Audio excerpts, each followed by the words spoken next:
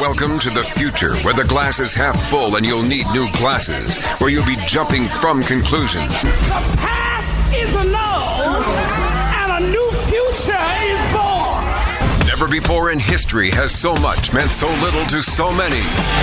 AD on the radio.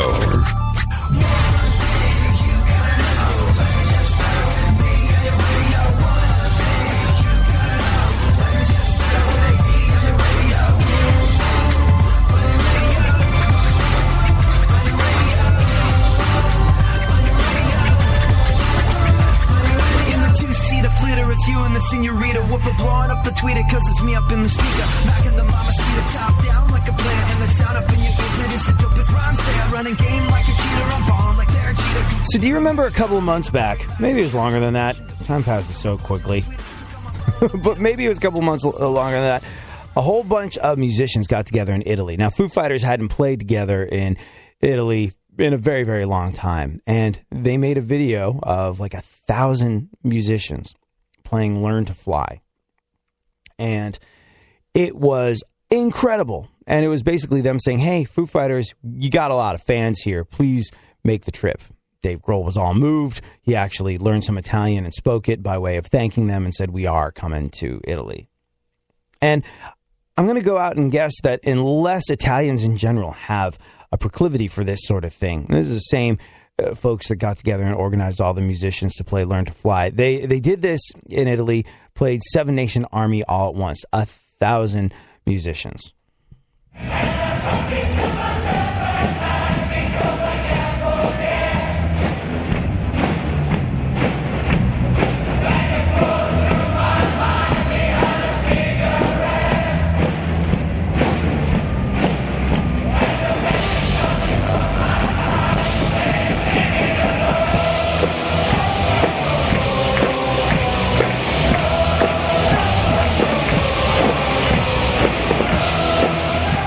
If you check out the videos of these folks doing this, it's incredibly beautiful. Why is it incredibly beautiful? For a couple of different reasons. One, I mean, they're playing some of our favorite songs really loud and really proud in a way that's very interesting. Just as a musical anomaly, it's interesting stuff. But what you're really struck with, what the takeaway is look what happened. Look what happened when there's unity of purpose. It's really tough. I don't know if you've ever played in a band or been in a band or been in high school band or tried to play music or sing with anybody, but it's tough to get 4 people together on the same page. But 1,000 people doing the same thing for the same reason. That takes more than just musical ability. That takes heart. That takes everybody being on the same page, everybody being excited about what we're all doing here today together. And it's inspiring stuff. I remember watching them do the Foo Fighters cover, being moved to tears because it was such an incredible thing that all these people came together with one purpose. All these people who all have their individual lives and do individual things and probably had never met the vast majority of the people that they were playing music with before that day, got together and did something together and pulled it off. These individual people came together as one. This didn't mean that they shortchanged what was important to them. This didn't mean that they gave up on their lives, their families. That didn't mean any compromise to them as people, but they just got together as one and did something incredible out of love and a sense of purpose. And it was an amazing thing to behold. And there's a real lesson in that for all of us. There really is.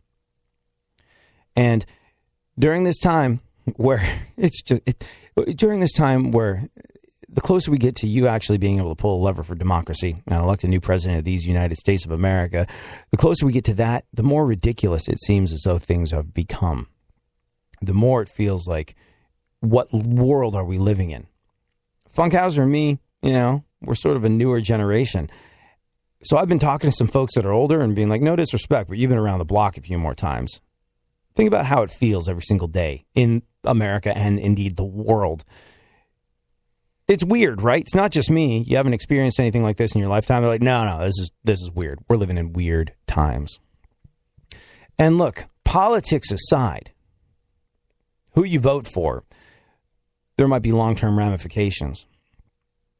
But whether your person gets elected or not, Nothing's going to change overnight. We say this over and over again. You want to make change in your life. You want to do something substantial. You got to be the captain of your own ship. You make your own decisions. You navigate whatever terrain there is to navigate. But if I would ask you to come together with one another for one purpose, it would not necessarily be to cast a vote to help somebody else's career out. I would ask you to come together with the people around you that you know and you love, and maybe the people that you don't know, that you've never met before in the street.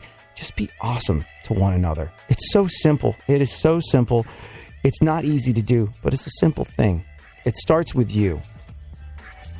Every individual has a voice, and every individual can use that voice for good. And today, the start of a new week, I urge you to do that. Thank you for joining us. Let's start the show. Hot 1, hot 2, hot 3, hot 8. Real Radio 104.1.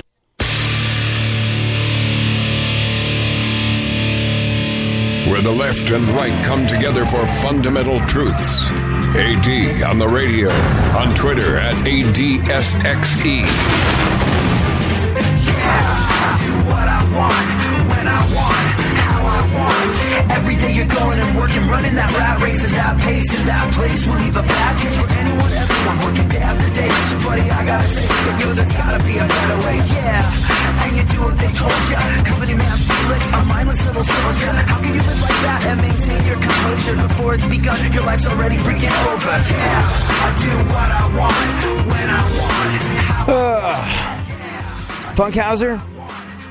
Yeah. What? I'm sorry. Well, why must thou disturb the Funkhauser? I just like to I just like to take a moment and recognize that this is how we started the show. Funkhauser? Yeah. What? It's Monday. What? It's Monday. What? Oh, God. All right. Well, Donald Trump got stuck in an elevator, blamed it on the Democrats. Monday's already better. See, here's the thing. Like, you got to admire the man's ability to be able to tie stuff in and make it pertinent and germane. You know, the same part of me that artfully manages to make a story about 1,000 Italian musicians playing together, a lesson for all of us, because there is a lesson for all of us in that, kind of admires the fact that Donald Trump can get stuck in an elevator and find a way to tie it into why Democrats are bad and he's good. Now, I don't know if you've heard his argument. I don't know if you heard how he managed to connect those two events together, but we'll get into that a little later on in the show. And you tell me if you think he did it in a valid or artful way, because some people think he does. And I'm not going to say what I think, and we'll just reserve judgment and let you weigh in. Maybe we'll do one of those Twitter polls. By the way, that Twitter poll that we put up last week, and the question being, if you had to vote today, would it be Trump, would it be Hillary, or would it be Gary Johnson? Gary Johnson edged out Trump and Hillary to walk away with the lead. I think something like 38% of the vote. So there you go. Now, look, a lot of the people that follow me on Twitter are in Texas, which is, you know, the whole come and take it mentality is intrinsically libertarian. And I know a lot of folks in Texas that are extremely conservative, but not a fan of Donald Trump. And therefore, the Gary Johnson thing, well, you know, you understand how that picks up some steam. But because I didn't want it to be that skewed of a sampling of people, I had our intern, who's not here, Brandy Aniston, adult superstar Brandy Aniston, tweet that out to her 200,000 followers, who, you know, much broader, more well-represented spectrum of people. And a Johnson one? And very good, Funkhauser. But it's interesting times, and you know what? It's one of those things where, like, I don't know, there's been a libertarian candidate every year since 1971, and this idea of what is a libertarian is only sort of like snuck into the public consciousness over the last 5, as much as, you know, like I said, libertarian candidate available for the people since the early 70s. But I don't know, man. I'm starting to feel as though the people that are like, vote for Gary Johnson is, I don't know. The left and the right, so unbelievably polarized. And every single time I hear this guy speak, regardless of what he's saying, there's a calm to him that I think is attractive as we navigate our way through the maelstrom of American politics in a moment. There's a calm to Gary Johnson and the way he's going through stuff because he doesn't feel like he has as much skin in the game, maybe. I mean, look, what is he doing? He's running for president. How is that working out for him? He is... He's become this, fringe candidate that's turned into a maybe sort of guy recently. And I think a big part of that has to do with the fact that he's calm. He's not screaming and yelling. He's calm. And in a day and age where a lot of people are going, hey, that was really entertaining for a few months, but now I'd like some cooler heads to prevail. He's coming across like the cooler head. So I'm going to say it right here, right now. I think that guy's got way more legitimate of a chance than a lot of people think. It just depends how much airtime he can snag between now and the election. We'll wait and see. Hopefully he is allowed at the debates. I've been working. There's a big festival in Houston that we put on with The Buzz, one of the radio stations I'm on down there, and that sucked up the vast majority of my weekend. So I haven't consumed media as avidly as I usually do over the last couple of days. So I'm sort of catching up on the Gary Johnson situation, but very interesting times. And, obviously a Twitter poll on my Twitter feed is not the most accurate sampling of America, but it worked out in a way that I wasn't expecting to. So we'll wait and see. Anyways, we'll also talk about how Donald Trump managed to spin getting stuck in an elevator to a story about how and why Democrats are bad. But, it being the day of the baseball trade deadline, and I've seen some interesting trades go on. I've seen people trade for folks that are suspended just because they've got a lousy contract and they want to get rid of it. And they're like, we'll take the guy that's suspended for performance-enhancing drug abuse. Isn't that weird to think that if Arnold Schwarzenegger had never done steroids, we would have never known his name? His whole career was based on fake testosterone. Every movie role he booked, obviously, was based on his physique. His most famous line, I'll be back. How's he going to say that if he weighs 170? I'll be back. Fine, come on back. But I'll be here, dork. It's weird that I think I'm angrier when a guy did steroids and wasn't good. Which isn't very fair, but I'm less angry. Mark McGwire did steroids. He still hit 600 home runs. That's still phenomenal. I'm angry at the guy that did steroids and hit only one home run, because that's embarrassing. That's got to be humiliating to know you hit the same number of home runs on steroids you could have on mushrooms. That has got to just eat away at you night after night. To know you could have just saved yourself the back acne and had a nice little trip around the bags with some leprechauns. Tweet us at ADSXE at FunkFM.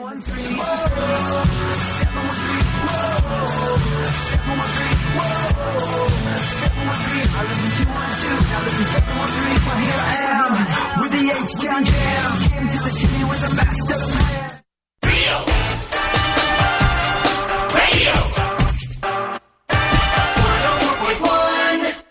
104.1. Don't get the blues, get all the news. We mean all of you guys out there in Radio Land. All aboard! He's back. AD on the radio. Give it up, yeah. Give it up, yeah. Bring this on, come on, come on. That's the way you do what we do. That's the way you do what we do. That's the way you do what we do. You do what we do. You do what we do. That's the way you do what we do. That's the way you do what we do.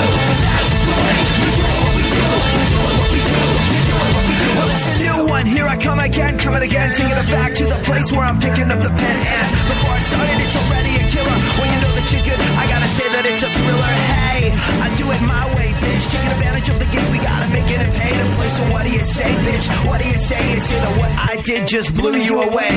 Alrighty then, Funkhauser, you and I will discuss how Donald Trump has blamed getting stuck in an elevator on Democrats a little later on in the show. We'll discuss whether or not that argument holds any water right after we roll through the events of today. This is My Witness News. In no way, shape, or form fair and certainly not balanced. And now, super producer to the stars, Barry Funkhauser.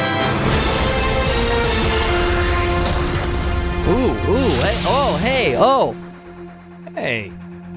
Let me ask you this. I How never you do doing? this anymore. This is weird. Yeah.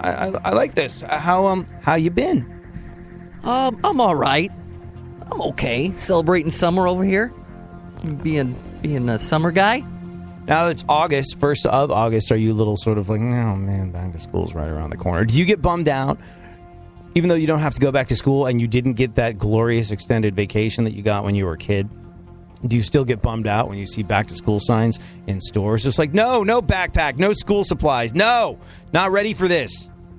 I do, because traffic triples, quadruples. Everybody goes out on the road when I'm out on the road, and I don't like it. I understand this. This makes perfect Oh, no, sense you to don't. me. You're in San Diego. I'm in Los Angeles. You know, it is the worst place in the world for traffic. New York, maybe. I don't know. Houston is really, really, it's interesting.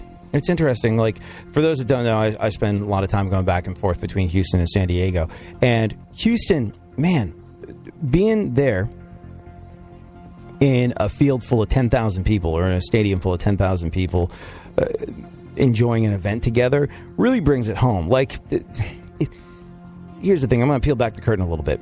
If you are on the radio, you get a genuine feel for the people that are listening just by hanging out. And taking calls and getting emails and tweets and things like that. But there's very, very few opportunities to thank the people that listen to your show face to face. And when I get an opportunity to do it like I did over the weekend, I gotta tell you, you realize there's something very, very special that happens in Houston, Texas. I felt it in Orlando, too, when we first got on the air there, and I'm looking forward to our first trip out there to be able to say thank you to people face-to-face that have made us a part of their day. That's awesome, and we look forward to that, Jack Bradshaw. We look forward to an opportunity to come out to Orlando and hang with you folks. But here's the thing. The connection with the audience in a city like Houston is absolutely amazing. Like, you really feel like, look, if you're a guy like me, like, some people get on the radio because they love the sound of their own voice and they want to yak it up, and it's their opportunity to become a bit of a rock star. And, there's lots of folks out there like that. I'm not one of them. The value for me in radio is being able to keep people company when they want it. That's why I love radio so much. When I was a kid, I used to listen to the radio when I'm not super social, didn't want to go out, didn't want to get all rah-rah with people. And it gave me an opportunity to have a little company when I needed it. It was just enough. And I love that. It's so cool. I love the opportunity to be able to do that. It's the best. And when you meet people that allow you to keep them company, allow you to add value to their life, someone that you share laughs and music and stuff like that with on a daily basis, it's extraordinarily meaningful. And that is where the good stuff is for me. And that connection with the people in Houston is, man, it's something very, very special. I've been on a lot of radio stations that don't have that. And so it's really exciting to have that. And I think part of it might be the fact that traffic is so unbelievably lousy in Houston. When I'm in Houston, the place where I live there is 9 minutes away from the radio station. When I used to do nights there, I would go on the air at 7 o'clock. And I would have to get in my car at 6 because I could wind up spending an hour doing a 9-minute drive because traffic at that time was absolutely horrendous. And I think the worse the traffic of the city you're on the radio in, the better a chance there is you have a deep and meaningful connection with the people listening, because they got nowhere to go. They're stuck in their car, and you are their company. So, Funkhauser, relish the traffic, relish the radio. It's meaningful. However, we're not on in Los Angeles, so Sure. potato, I guess it doesn't matter. So there's that. Blech. I just can't stand. I just can't stand seeing like the back to school stuff because it's a Pavlovian response. I would be terrified. Like, I would be terrified of what awaited me when I walked back through those school doors. I was just like, oh man, which teacher's gonna? Because like I grew up with dyslexia and ADD, which at the time was known as shut the hell up and do your homework. So I never knew what kind of abuse I was going to get from a teacher. Like, I would really try and pay attention, and they would be like, "What's wrong with you? Why are you not doing this right? Why are you not paying attention? What the deal?" So, like, the idea of going back to school, I got like 3 months off of that and I was just like, oh, it's so nice not to have my intelligence questioned or my caring about learning questioned or told I was stupid or go to sit in the back of the room or go see the principal. Like, I used to have this constant fear in the pit of my stomach all the way up until high school when I kind of figured out a workaround for my brain. And, like, just seeing, like, back to school supplies, backpacks, things of that nature. Did you finish your summer reading? Here's a sale on books. No, I did not finish my summer reading. I'm going to be in so much trouble. How many book reports do I have to have done in the first week? Oh, hell, man. And so, like, I can't get rid of it. It's like a conditioned response to seeing things that are on sale for back to school. Can't handle it. Can't deal. And it makes me feel terrible as I see other kids walking through Target or whatever the hell it is, and they pass the backpacks and look at it and know what it means. I'm just like, sorry, little guy. Hope it works out. All right, what's going on in the world, Funkhauser? Arnold Schwarzenegger turned 69 this week. Huh. But enough about him and his nanny. It's also his birthday. Wonder how he's celebrating. Ha ha! Go on. Not going to national parks, probably. Big jerk. Closed half the ones in California when he was mayor. That's all I know. Oh, gotcha. Okay. Local politics. Tinder and Grindr hookups have been way up in Philadelphia during the DNC. Yeah, actually, I heard Tinder and Grindr hookups were way up in Philadelphia during the Democratic National Convention, also during the RNC. Like, politicians, they like to get busy. And you wonder why. And here's the thing. Bill wasn't speaking every night. And it's time we face facts. Like, man, that Madeleine Albright is insatiable. Go on. Ashley Judd says Donald Trump stares at women's breasts. Right. Or as Roger Ailes, former head of Fox News, calls it, a job interview. Is he out? Is he gone? I mean, I knew that was the plan, but was it, like, effective immediately? Do you give 2 weeks' notice if you have that kind of job? Dude, I think he's getting like $40 million or something like that for getting fired. He had, it's an impressive amount of money to make for not working. Go away. Here's a bunch of money to have you not be a part of this. I want to be paid to not work, Funkhauser. Can we do that? Do you think that's possible? I've heard other radio guys do it. As long as those ratings keep coming in, buddy. Go on.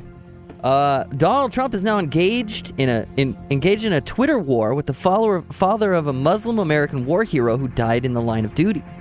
Yeah, there he goes, making America great again. Are you aware of this whole deal? I saw it. Yeah, I saw a picture of Junior with an elephant tail. Yeah, it's, man. Those are listed under things I can't get behind. One of the most powerful speeches delivered at the DNC came from Khizr Khan, father of a fallen American Muslim war hero. And Khan spoke out against Donald Trump, saying Donald Trump consistently smears the character of Muslims. He vows to build walls and ban us from this country. Let me ask you this. Have you ever even read the United States Constitution? Now, Trump brushed him off, saying, hey, I've also made a lot of sacrifice, equivalent to losing one son in action. And this is how you know, like, Trump supporters, like, there was a time during the Republican National Convention where people thought, like, oh, Trump's not shooting from the hip anymore. He's reading off a teleprompter. We like it when he's just, he freestyles off the top of his dome. And it would appear he's going back to that because, look, he'll stand behind what he said 100% because that's what Trump does. But I don't think that he really means he made sacrifices equivalent to losing one son in action. It was a stupid thing to say. And this is how you know he's back in the game of having no filter between his mind and his mouth, one of the qualities that people find most attractive about him. And, in the past, he's been able to say things like, I said that about women? Nah, I was just saying stuff. I probably did. You're right. Can't take me seriously. But you don't really get to do that when you're saying I've made sacrifices tantamount to losing one son in action. So that doesn't go away quickly. But he glossed over that, and he implied that Khan's wife, Ghazala Khan, who was there, silent by his side during her husband's speech, he said that she was prohibited from speaking due to her Muslim faith. He said if you look at his wife, she was standing there, she had nothing to say. He said maybe she wasn't allowed to have anything to say. You tell me. Now, I don't know if you caught it, but on Sunday, Ghazala penned an op-ed for the Washington Post. She said, I cannot walk into a room with pictures of my son For all these years, I've been able to clean the closet where things are. I had to ask my daughter-in-law to do things like that for me. Walking into the convention center on the convention stage with a huge picture of my son behind me, I could hardly control myself. What mother could? Donald Trump has children whom he loves. Did he really need to wonder why I did not speak? So, there's that. It's a tough one. It really is a tough one. And you never, ever want to trample all over anyone else's feelings in this case. The vast majority of Muslims are not out to get you. They're not out to kill you. But the Islamophobia, this fear of them willing to behead you if you don't conform to Sharia law. And the bottom line is, I don't know. I don't recall anybody being killed in the name of Judaism recently. I don't recall anybody being killed in the name of Christianity recently. I'm sure there's going to be sort of people that jump all over me for that and say, what about the Crusades? What about the Spanish Inquisition? Yes, horrible, awful, terrible things. I am in no way excusing that. I'm just talking about what motivates you now to be afraid of stuff. And the instances of people being killed, of lives being ended, innocent lives being ended, people that did not sign up to go to war, people that did not sign up to do anything than go about their day, go to a concert, go to their job. Those lives that have been snuffed out in the name of a religion makes certain things valid, makes a concern valid. I'm worried someone is going to kill me in the name of Islam. And I'm worried about this because I'm not saying me personally, but it's very understandable to be like, hey, I live in San Bernardino, where people had their lives ended because of a religion, in the name of a religion. I live in Paris, where people had their lives ended in the name of a religion. I live in any number of the increasingly regular places where people had their lives ended in the name of a religion. So you have to address what is happening right now. There's just no two ways about it. And if you try and say, oh no, this isn't really Islam, well, they're killing some people in the name of something when they do this. But it's so important to respect and understand that a lot of the folks that have the hardest are people of the Muslim faith who came to places like America because if they weren't practicing the right version of Islam in their home country, they would have their heads chopped off in the name of Islam. It's a tough one. It's a tough tightrope act. It's a tough one to balance. It's a very narrow line to walk. But I think in cases like this one, Donald Trump doesn't do such a great job at it. Let's be real here.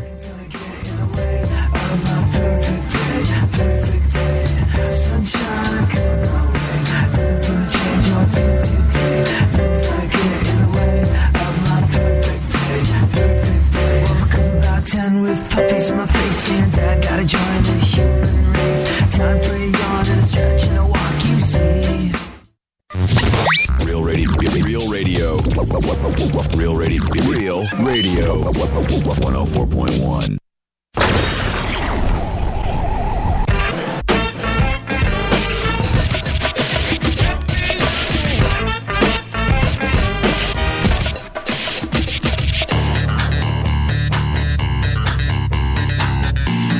Now, more AD on the radio.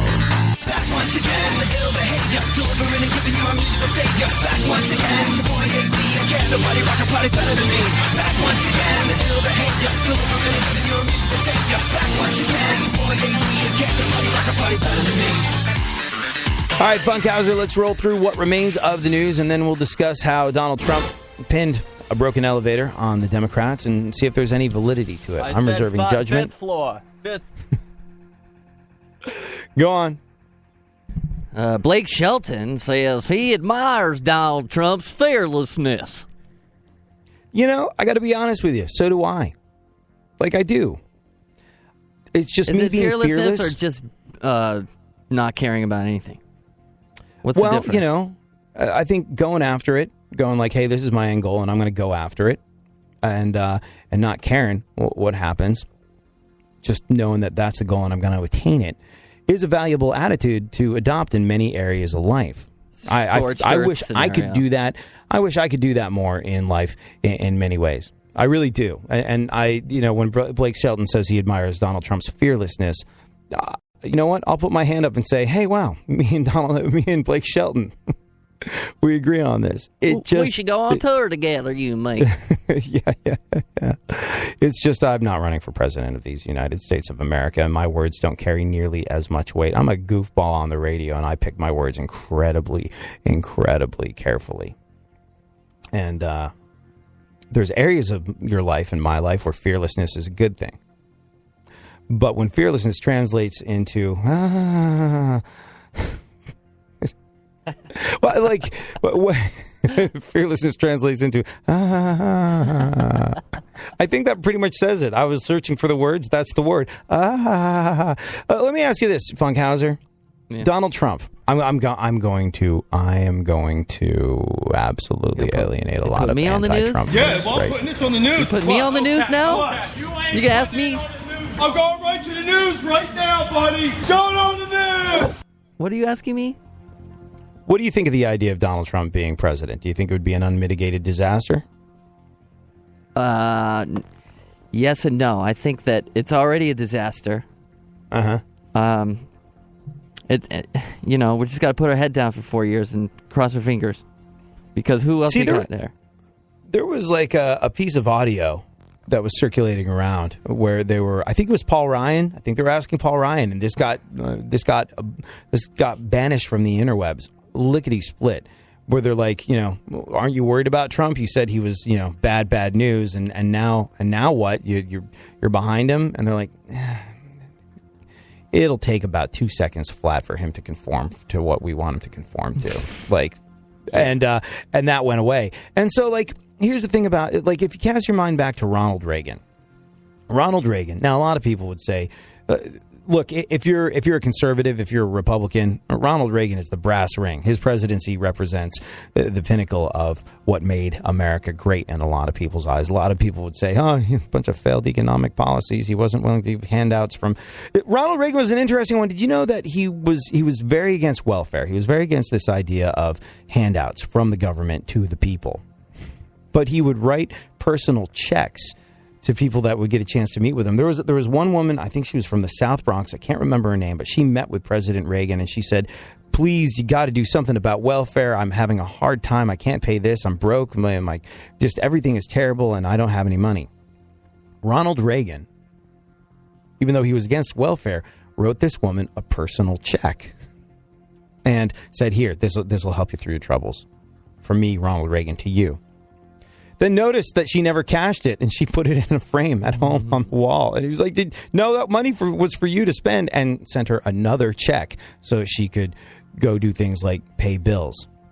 Ronald Reagan, an interesting and conflicted guy in that respect. And you know what? Here's the thing. I think that really kind of falls into the category of how a lot of people would like their compassionate support of others to go. Don't tell me you're going to take my money from me and give it to someone that can't afford to eat. Hey, this person can't eat. Would you be willing to help them out? I would love to help them out. I would love to be able to help someone less fortunate. And because it's my choice, I'm that much quicker to do it. It's a very common conservative principle, and one by which Ronald Reagan clearly operated in that instance. But the other thing that was interesting about Ronald Reagan wasn't much of a politician. If you go back and you read and you sort of take a look at what his actual presidency involved, he was an actor. He wasn't a politician. People that say that Donald Trump got his start on the Celebrity Apprentice, and without that, he never would be in the position he's in today. Ronald Reagan got his start playing second fiddle to a monkey in Bedtime for Bonzo. But Ronald Reagan would say, I want something this way. This is how I want things to go. You guys figure it out. You do the politics. You do the heavy lifting of the politics. This is my end result. Go. Get back to me when it's done. And there's this idea that Donald Trump might do that. Now, he speaks in these unbelievably simplistic terms about things that are very, very complicated, but that might be how his presidency goes. I want to build a wall and have better border security. We want to let people in selectively. Here's the wall, big, beautiful door, that thing. I want people coming in selectively, and I want to staunch the bleeding of people crossing the border illegally. That's causing some serious problems. Okay, We'll just go get it done. You hang out in your gold-plated, diamond-encrusted Learjet with your smoking hot back wife. In 5. Back in 5. And so you never know. He might be completely lame-brained about the idea of what it actually takes to get anything done in the world of government and politics, but he might be kind of Reagan-esque. And this is the principle upon which I want you to act. Just go do stuff. And I am going to alienate a lot of people now where I'm torn on the Trump thing. I am torn on the Trump thing. I think if we get Hillary, it's going to be just like Barack. That's what I think. Some people are great with that. Some people think that is the worst thing ever. That's what I think. We're going to get at least 4 more years of something not dissimilar to Barack Obama's presidency for the last 8. If we get Trump, I think it could go one of 2 ways. We could descend into World War III in about a second and a half because of his thin skin. He might, and he's quick. He was buddy-buddy with Ted Cruz early on. Now they are mortal and sworn enemies. Like this whole thing of like, oh, he's a great diplomat. He'll be able to make friends with Vladimir Putin. That won't be a threat anymore. The encroaching Russian problem. No problem. Well, no problem, comrade. But here's the thing. It could go south, and he could send us all to hell in a handbasket because he wasn't able to take, hey, your mother wears army boots to church. What do you think of that, Trump? I think I'm going to fry you. The explosion's going to be huge. Or it could go the other way. I think it could descend us into Armageddon lickety-split, or it might really work out. Sorry.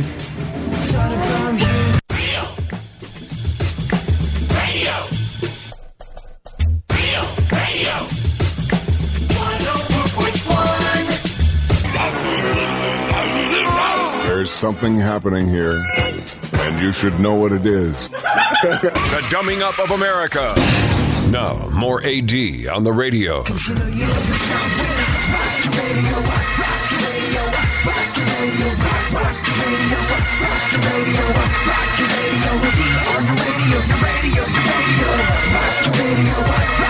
you see what John McCain said about Trump? Talking smack about the Khan family? He put out a statement saying the Republican Party I know and love is the party of Abraham Lincoln, Theodore Roosevelt, Dwight D. Eisenhower, and Ronald Reagan. See? Told you. No talk about what makes the Republican Party awesome. Cannot have the name Ronald Reagan in it. But he said, the Republican Party I know and love is the party of Abraham Lincoln, Theodore Roosevelt, Dwight D. Eisenhower, and Ronald Reagan. In recent days, Donald Trump disparaged the fallen soldiers' parents. He has suggested that the likes of their sons should not be allowed in the United States, to say nothing of entering its service. I cannot emphasize enough how deeply I disagree with Mr. Trump's statements. I hope Americans understand that the remarks do not represent the views of our Republican Party, its officers, or candidates. There you go. This is, of course, the guy that Trump said about, he was a POW. I like guys that didn't get captured. Okay? But like I said, I think with Hillary, you know what you're going to get. You're going to get 4 more years at least of something that is pretty akin to what happened with Barack Obama in the White House. With Donald Trump, like I said, it is a coin toss between instantaneous global Armageddon and, hey, this stuff could actually kind of work out. Who knew? But how much do you want to flip a coin on that? We'll wait and see. And all the while, Gary Johnson looking like that cooler head that might actually prevail. This wild card that is picking up more steam. And if you think that doesn't represent a distinct possibility, I would refer you to the fact that this is not the first time Donald Trump said he wanted to be president. He just got laughed out of the room the last several times he had to go at it. So if you care about this sort of thing, I would familiarize yourself with Gary Johnson and what he's about, because it might be a very real deal proposition. Maybe not now. Maybe in 4 years, though. We'll wait and see. Go on. What else, Funkhauser?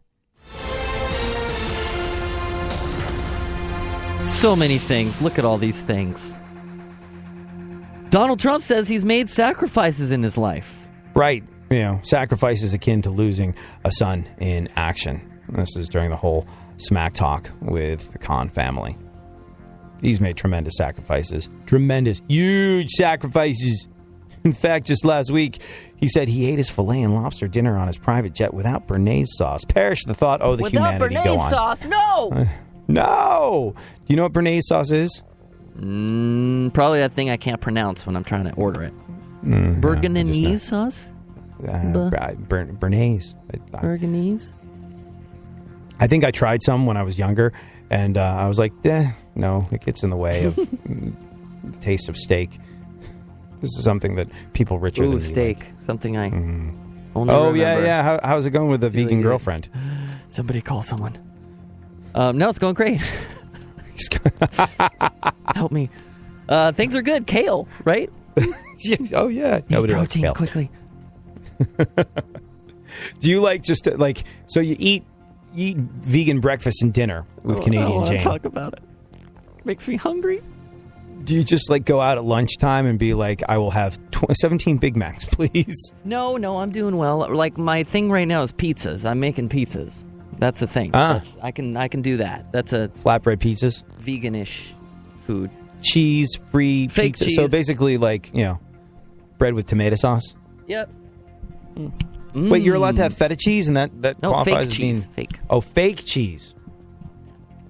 When I was a vegan, one thing I found was that the cheese selections available to you were not half bad. They really were okay. Like vegan cheese, soy cheese, you slice that, you put it on a sandwich, it tastes like cheddar cheese, and it's good. But you put it in the microwave and try and melt it on something, it turned into a powder. Does it melt better these days? Yeah, I don't microwave it. It's on my pizza in the pizza oven. But yeah, there's one that's like a taco seasoning now. So you can have like a taco pizza. Taco pizza. Vegan taco pizza. You thought poor dietary decisions were limited to people that weren't vegan? I think not. Vegan taco pizza. Go on. The NFL denied Donald Trump's statement he made in an interview with ABC News that the NFL sent him a letter saying it was ridiculous that the debates were on nights they had games. Yeah. Yeah, I don't know if you caught it or not, but Trump said that, like, basically the implication is every time I move, it's the only media event that matters, and therefore the NFL are upset that, my weight and significance is going to be eclipsing anything that the NFL does. And they're like, no. They said that's utterly ridiculous. Then Trump cut the interview short in order to extinguish his pants, which were apparently on fire. Go on. Donald Trump says he's run a flawless campaign. I think that's all we have to discuss on that one. Go on. Yeah, punchline is in there already. Yeah. Mitt's in the news. Hey, what's up, Mitt? Mitt Romney? Yeah. Mitt Romney said Hillary Clinton is an inauthentic, awful candidate. Oh, well, Mitt, come on, Mitt. If anyone's an expert on being inauthentic and awful, go on. Are you clowning on Mitt? Coolest name ever. Mitt? Yeah. What? Yeah. Not as cool as Mittens, which is Mittens what we call him didn't around run the office. Oh, yeah, okay. Mark Cuban, here he is, has endorsed Hillary Clinton. Yeah. Flippity flip flop, floppity floop floop. He was a big fan of Donald Trump in the beginning. He was like, "Hey, you're a billionaire. I'm a billionaire. This could work out." And now he's sort of like, I think he went on. I don't remember what talk show he went on. Maybe the Tonight Show or something like that. And they're like, "Hey, you endorsed Donald Trump. Now you don't. Why?" He was like, "Well, I thought it was a great idea on paper." And then he started talking, and I was like, this could go really, really wrong. I think he said the principles on which he believed Donald Trump could wind up president remain the same. A guy who is a businessman that understands business, that does businessy things, business. That could be a great person to run the United States of America. I think he still believes in the principle of that, but he was just like, he's a little too indelicate the way he goes through life. So he flipped. He said that he thinks Trump as president is a bad idea, and he's officially endorsed Hillary Clinton, which is probably the first time there's been a news story with the names Clinton and Cuban since Monica Lewinsky was an intern. Real classy. Let's just get to the story. Just do that then, please. Thank you. Real classy. Why don't we just go to the story? Cameras caught Bill Clinton with his eyes closed during some of Hillary Clinton's speech. Yeah. A lot of people are like, he was in the moment. You know, he was letting the words wash over him. Feeling it. Or he was asleep. Or still fantasizing about Katy Perry's performance from earlier. Did you see that? That was good. Yeah. It was good. Yeah, go on. The UN estimates that the number of people aged 65 and up will reach 1 billion by 2030. Yep. By the year 2030, there's going to be over 1 billion people over the age of 65. Or as the CBS network, Buick and Werther's Original Butterscotch put it, we're back, baby! We're back! Wait a second. Did you see Katy Perry's performance at the convention? Oh, yeah. Oh, I saw it live. Thank you, Facebook Live. That was a fun little 7.5 minutes. I saw Katy Perry's. How'd it go? Was it like, did she tone it down at all? Bearing in mind that... I don't even know. The sound was down. Katy Perry live performances. The reason your computer has a mute button. Let me ask you this. Are you surprised the way I'm surprised? And maybe it's like Hillary trying to be her own person. But do you remember when Bill Clinton was elected? Do you remember what his theme song was? Yeah, I used to. I can't remember now. It was Fleetwood Mac, right? Don't Stop Believing? Don't Stop Thinking About Tomorrow. Not Journey. Oh, similar. Dang it. That's mine. And it was so irrevocably associated with Clinton and look, I mean, it's an older generation of people now. It's 20 years later. But that was such a powerful rallying cry to that election campaign. I'm sort of surprised that we haven't had that trotted out. Maybe Fleetwood Mac are not on board. Maybe like a lot of people that stepped up to the plate and spoke for Clinton, they felt like he let them down. I know a lot of those musicians that got on board and got behind him, folks like Michael Stipe of REM, and maybe, I guess, Fleetwood Mac felt like, hey, you used us to get where you're going and then didn't do a bunch of stuff that you said you would do. It's almost like we're completely unfamiliar with the idea of politics being musicians. Come on. So, I don't know. It was such a powerful thing for the Clinton campaign back in the day. I'm sort of surprised they haven't resurrected it. Maybe Fleetwood Mac aren't cool with it. Maybe she wants to be her own person. But look, we talk over and over again about the power of unifying things, the power of unifying music. Those folks in Italy that got 1,000 people together in an act of passion and love and all played the same song. Unbelievably powerful to sing something in one voice. And if you think that a rallying cry for a political campaign isn't integral to its success, you're wrong. And I don't often say I'm right and you're wrong. Of course, I don't hear you arguing against me, so I'm going to guess that we believe the same thing. But very surprising to me that hasn't been brought back. If I was her advisor, I'd be like, okay, you got him on the ropes. Time to break out the Fleetwood Mac performance. Let's have another marching band come and play it like we did last time. People love that. They'll love it. Go on. What else? The University of Ohio, Idaho? Have you been there? You know about Idaho? They have a university now? I've been to Idaho. Idaho's great. The U of I. Have you ever been to Boise? No, Dude, Boise's the best. It's like, really? You don't know You're until you that go with there. a straight face? It's cold, there. isn't it? Well, it's not warm. I mean, it is during the summertime, but like, how far is Fargo from Boise? Well, one's in the Dakotas, one's in Idaho. So go to Boise, Idaho. Montana's in the way. I forgot. Yeah. There's pesky Montana in the way again. Get Canadian Jane and go to Boise, Idaho. Pick the right time of the year to do it. That's a great suggestion. Yeah. She seems fun and adventurous and like she enjoys a random thing. Like, I bet if you went home, she seems like the type of person like, hey, want to go to Boise, Idaho? And she'd be like, yes. She doesn't like sour cream, though. Doesn't like... Now, all I'd be doing is eating the baked potatoes. You get baked potatoes. As a vegan, a potato was kind of like literally my bread and butter. Like if I could get a baked potato and a salad, that was my deal. No sour cream, but nevertheless. What about the University of Idaho? They now have accredited PE course where you can play smartphone games like Pokemon Go. Oh, now I'm gone. Mm-hmm. So congratulations, Geology 101. You are no longer the most worthless college course on the planet. All right, one more. Taco Bell is going to start selling tacos stuffed with Cheetos. Oh, tacos stuffed with Cheetos. Well, if anybody needs Chris Christie, you will now know where to find him. Oh, what, we're out of show? We didn't get to talk. I thought we had another segment. Funkhauser, this time you and I spend together just flies by. I'm so sorry. Man. Ugh. For those wondering, the comedian talking about steroids, Andrew Norelli. Do yourself a favor. Check his stuff out, especially on a Monday. It could make things go a little bit smoother. Thank you so much for hanging out. We'll be back tomorrow. We'll do this all over again. Have yourself an awesome one.